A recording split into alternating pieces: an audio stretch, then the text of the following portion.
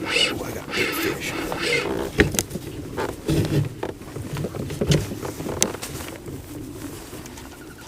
Big fish.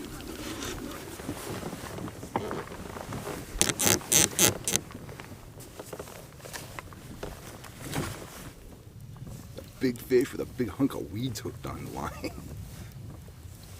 He pulled a lot of drag though.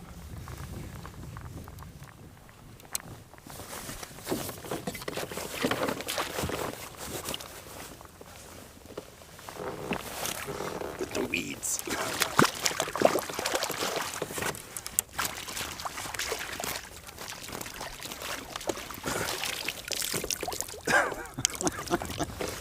I'm a mess, I know.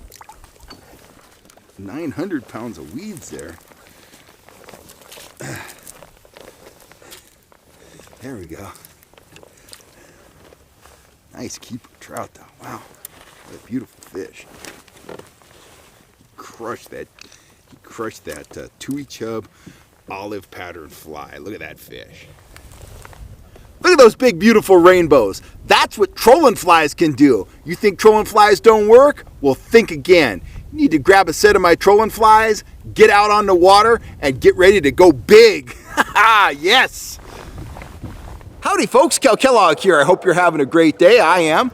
And I'm coming to you today to answer a viewer question. Ricky24 reached out to me again, and he asked, how often should I be changing my line? And you know, the answer varies depending on what kind of line you're using and some other factors. So I grabbed some rods, and I thought I'd just kind of walk you through my thoughts. Your mileage may vary, but this is kind of my thinking on the subject, and I'll kind of toss out some facts that I've learned over the years, just kind of in general kind of facts about line. So here's one of my spinning rods.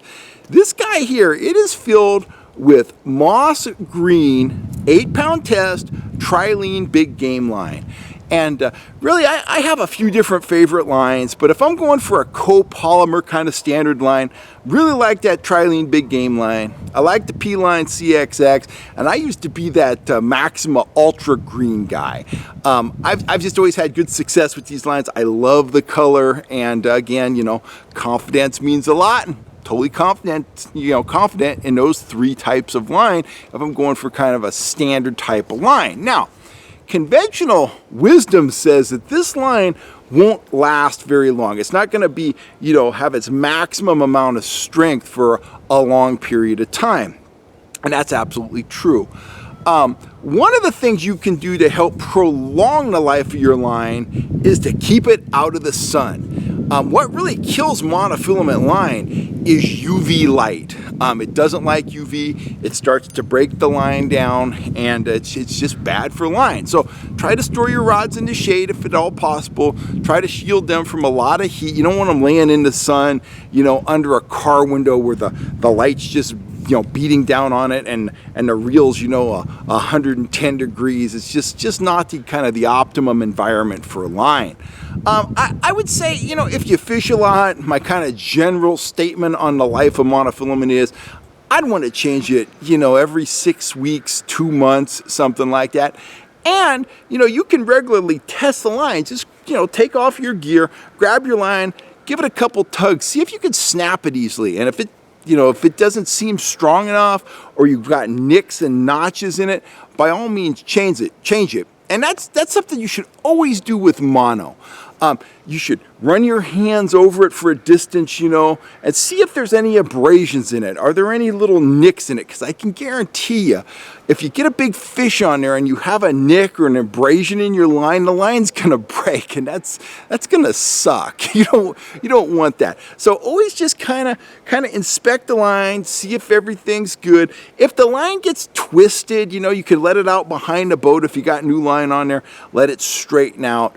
But if your line's twisted or your reel gets too low, stuff like that, go ahead and respool. Line is one of the cheapest things we use, especially the mono line. It only makes sense to be using not absolutely fresh line. You know, those guys, bass guys that are, you know, fishing for big money, they change their line. They have like an assistant. A lot of people don't know that. If you're like Kevin Van Dam, you have like an assistant, like a caddy. And every night when you come in, he respools all your reels. You got fresh stuff all the time. And I get it, you know, those fish are worth a lot of money to those guys. We don't have to take it to that extreme, but just make sure that you have line that you're confident, you know, in. Always ask yourself, you might be going out, most of the trout you catch might be 14 inches. Ask yourself the question, if I caught a 10-pound trout on this right now, would I be confident? If I took this trout rod out to the Delta right now, and I hooked a 15-pound striper on it, do I think I could land it? And the answer is yes. I mean, I got pretty fresh 8-pound test on here. Got a good chance. If I don't get in a tree or in a rock or something, he's done. I'm gonna wear him down. So that's the question you ask yourself. Am I confident in this rig, in these knots, in this line as it is, you know, currently configured to land a really big fish? And the answer needs to be yes. Let's move on. Let me grab my other spinning rod here. I got a different setup here. So this spinning rod, it looks like it's all braid, but what I got on there, I've got 10-pound braid on here, and I've got a 10-pound test fluorocarbon top shot. I think I have about 40 or 50 feet of fluorocarbon on there, and I've got it connected with a double uni knot. Couple things. One, the braid. Braid lasts 3, 4, 5, 10 times longer than standard mono. I've used braid, heavier stuff for saltwater and stuff, that I haven't changed for 3 years. That used to be kind of my criteria on my saltwater stuff. If the line was 3 years old, even if the reel wasn't, you know, showing signs of getting, you know, emptier, I would change it out, because braid, it's not really affected by UV light. It just lasts for a very long time. So that's kind of the deal with the braid on here. I'm not going to change that real soon, but the fluorocarbon top shot, I'll change that just as often as I change the monofilament on that other reel. And this isn't just pertaining to spinning rods. I'm talking about your trolling rods too.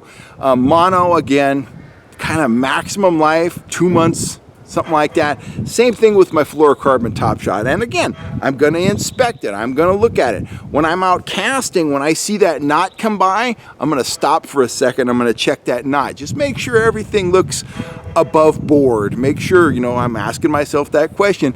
If I hooked a really big fish right now, would I have 100% confidence in this rig? And again, I mean, I check my stuff all the time. Answer is absolutely yes. I could catch a 15-pound striper on this right now and absolutely land that fish. And if you can land a 15-pound striper, you can land just about any trout in any one of our lakes or reservoirs. So it's always a good question to ask. Final thought here. I'm going to grab another rod. I've got one of my lead core rods. Now, this rod has a little bit of everything on it. It has braid backing. It has 3 colors of lead core, and it has that fluorocarbon top shot. You need to change the fluorocarbon top shot out every couple months, something like that. And in terms of the lead core itself, I've been finding if I'm fishing hard, I get about 3 months of life out of the lead core before the lead inside the sheath kind of starts to break down. And I think it's just a matter of, you know, it's being bent around the spool, and then it's straightening out, and it's being bent around the spool, and then it's straightening out. And you know yourself, if you sit at your desk and you do that with a paper clip, guess what? The paper clip snaps. Now, that isn't a big strength issue with the lead core line, because the sheath is what gives it the strength. But when the lead starts to break down, it gets bumpy. And when it gets bumpy, it just doesn't pay out through the guides very well, and it's kind of hokey and bumpy. And when I start seeing that happen, I go ahead, I change out the 3 colors of lead core, I put on a new top shot, and I'm ready to rock and roll. You can also get, if you're like me, if you're trolling out of a kayak, you're always running the risk when you're running 2 lead core outfits, which I do sometimes, of having a fish cross into your other line or just getting 2 lines tangled up. If lead core gets twisted, it's game over. You got to change it out. So what I've been doing, I've changed it out on the water before. I used to carry all the stuff I needed to re-rig one of these reels. They're kind of a pain in the butt when I'm out in a kayak with the dog and I'm digging through stuff and trying to spool stuff up. So what I have one of my old Abus that is just kicking around the garage.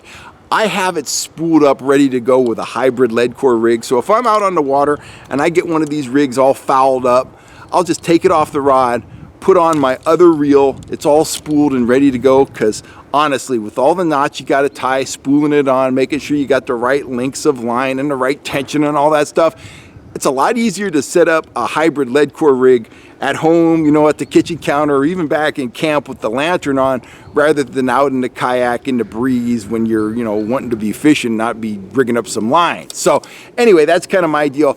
But bottom line, I get about 3 months of life out of my lead core. I've been experimenting with 15 and 17 pound test on the lead core side. Don't see a lot of difference with that. So anyway, Ricky, I hope that helps answer your question. The amount of time that I run my line depends, you know, on what kind of line it is and what the situation is too. You know, you might go out with brand new line on there and get fouled up, get tangled up, have a big fish on that runs under a log or a rock or something, and you might tear up a bunch of your line and then cut that off, and now your reel's not quite full, so you're not getting, you know, your full mechanical advantage of having a reel. So there's variables in there, but just stick with those criteria that I tossed out there, and I think you'll do fine. And remember, whenever you go fishing, if you're going, you know, if you're going right by your house or something, that's fine. If I'm going on a destination, if I'm traveling any distance, I make sure I've got replacement line in my truck or in the kayak. In the case of the lead core, I got a replacement reel that's all spooled up and ready to go. I just don't want to be left without line or be down a rod, something like that. So I just make sure I got the supplies to respool if I need to. It's easier to respool than it is to dry those tears when you lose a big fish on the backside.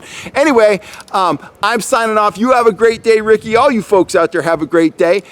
Please hit the subscribe button, hit that bell notification button, and if you are looking for high quality trout fishing gear, including my lead core rods, my spinning rods, and Abu Garcia 5500 LC line counter reels, click on over to the Fish Hunt Shoot Productions store.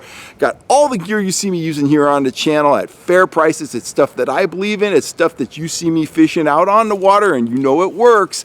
Anyway, I'm Kel Kellogg. All you folks have a wonderful day, and I will catch you real soon right here on YouTube.